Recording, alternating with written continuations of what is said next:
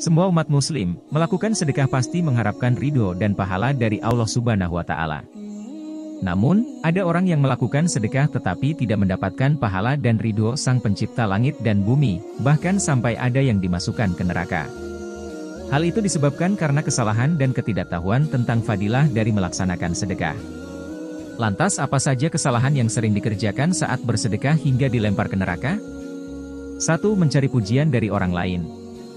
Hal ini mungkin masih banyak ditemukan pada masyarakat, yakni bersedekah tapi dengan niat pamrih kepada orang lain.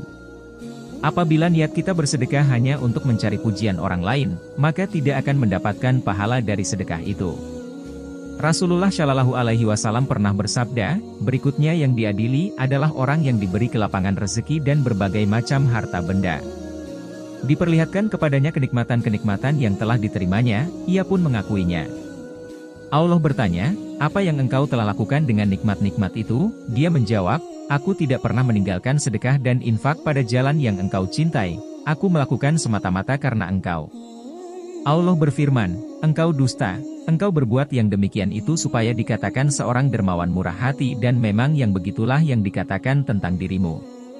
Kemudian diperintahkan malaikat agar menyeretnya dan melemparnya ke dalam neraka, hadis riwayat Muslim. Dari hadis tersebut sudah jelas dikatakan bahwa, orang-orang yang bersedekah hanya untuk mendapat pujian dari orang lain, dan bukan karena ingin mencari ridho dari Allah. Maka orang tersebut akan diseret dan dilempar oleh malaikat ke neraka. 2. Menunda sedekah. Nikmat sehat dan kelapangan rezeki merupakan salah satu nikmat yang sering dilalaikan. Dari nikmat sehat inilah, manusia bisa mencari rezeki yang sudah disediakan oleh Allah kepada hambanya. Dan apabila sudah mendapatkan rezeki terkadang orang tersebut menunda atau bahkan lalai untuk berbuat baik, salah satunya adalah untuk bersedekah. Karena dari rezeki yang manusia dapat, ada hak dari orang-orang yang kurang mampu untuk kita berikan sedekah.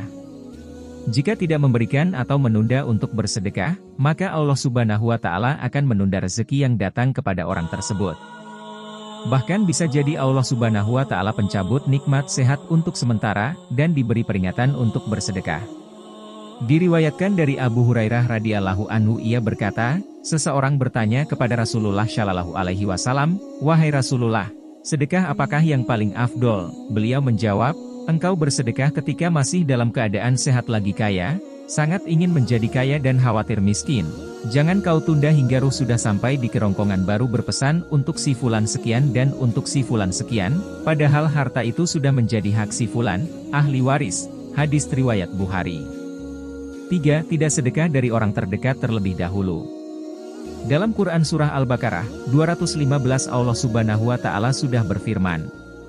Mereka bertanya tentang apa yang mereka nafkahkan, jawablah apa saja harta yang kamu nafkahkan, hendaklah diberikan kepada ibu bapak, kaum kerabat, anak-anak yatim, orang-orang miskin dan orang-orang yang sedang dalam perjalanan. Dan apa saja kebaikan yang kamu buat maka sesungguhnya Allah Maha mengetahuinya. Quran Surah Al-Baqarah ayat 215. Rasulullah Shallallahu Alaihi Wasallam pernah bersabda, sesungguhnya sedekah kepada orang miskin pahalanya 1 sedekah, sedangkan sedekah kepada kerabat pahalanya 2 yaitu, pahala sedekah dan pahala menjalin hubungan kekerabatan. Hadis riwayat Tirmidzi, An-Nasai dan Ibnu Majah. 4. Perhitungan dalam sedekah.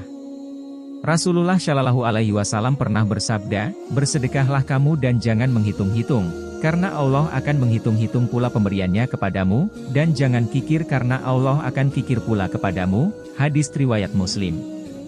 5. Mengungkit sedekah.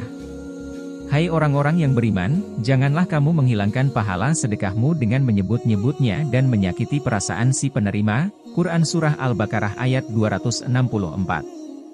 Dari ayat tersebut sudah jelas dikatakan bahwa, sangat tidak dianjurkan untuk mengungkit-ungkit sedekah yang sudah kita berikan kepada orang lain.